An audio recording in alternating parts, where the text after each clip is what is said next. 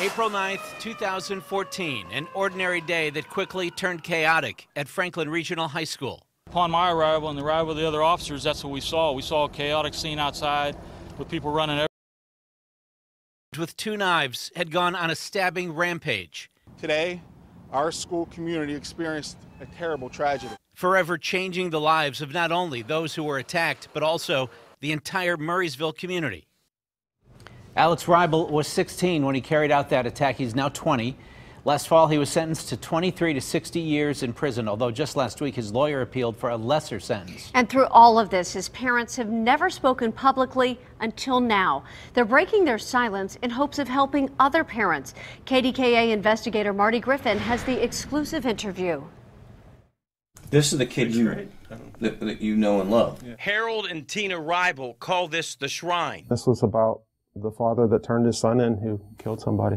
The author sent him the book. He actually wrote us a letter. There are thousands of letters here from all over the world, all of them praying for, supporting their son, Alex. I care about you. I bet you this is a 6 or 7-year-old.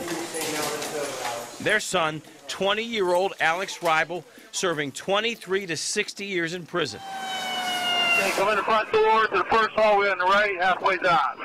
We've got multiple victims here. We need ambulances here as soon as possible. He stabbed 20 students and a security guard at Franklin Regional High School, his high school, in 2014. I've been blown away by everything that's happened. The Reibels covet the support. They also accept folks who are enraged by the heinous act. And they could have strung him up from the nearest tree, then took his body, threw it off a bridge, and then steamrolled it, and that wouldn't have been enough. They also make no excuses for what happened. We've never shied away from the fact that he did what he did.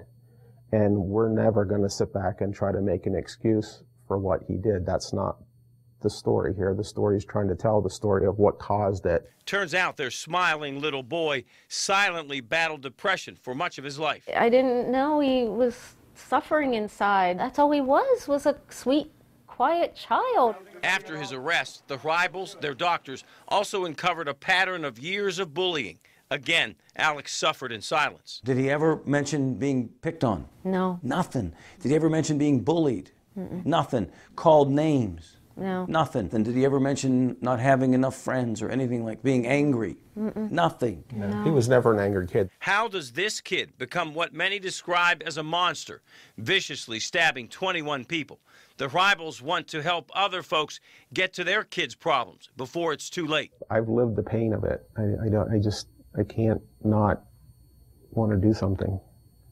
There's got to be something positive. Tina now believes any parent with a quiet kid, if they won't talk to you, have them talk to an expert. Just get them to a doctor. Make sure that they are okay in here, because you can't tell that. But just quiet doesn't make you mentally ill. I know, but now I'm so worried because that's all he was a sweet, quiet child. I would tell people, go, because I wish I would have done it. Alex, in jail for at least 20 years, admits it's where he needs to be. He would rather be in jail getting treatment than he would sit back and be out without it. And so, I mean, he recognizes how much good it's done for him and how much better he feels.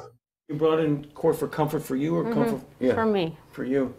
Tina Reibel finds comfort in Alex's favorite stuffed animal, in court and at night, when she can't sleep, when she finds time to pray. I ask God why he would let this happen. And then I thank God that everybody was safe. But then again, look what God did. He brought us all these people, all these good, religious people who continue to pray for us and Alex on a constant basis. Yeah. Well, the Reibels, they don't make excuses. They understand a lot of folks have kids who are bullied that don't carry out mass stabbings. They hope to make a difference by talking about what happened to their son, hoping it may help parents with their children. Harold would like to do outreach, talk to anyone who will listen about his son. I'll have more of that interview coming up at 6, including the chilling things that happened to them when they first found out about what happened at Franklin Regional. It's amazing when they got the phone call from a neighbor that this is your son. It's amazing stuff. We've seen so much of Alex Reibel on the news, never hearing from him, but we've seen so much. I've personally just wondered what his parents have gone through. This has gotten so much attention. They've gotten some backlash, haven't they? Oh, yeah, there's been a lot of negative backlash, but they have this shrine in their house with thousands of letters and from 6-year-old kids, right? And in the next segment, we're going to talk about the minute-by-minute happened and a knock that they got on their door.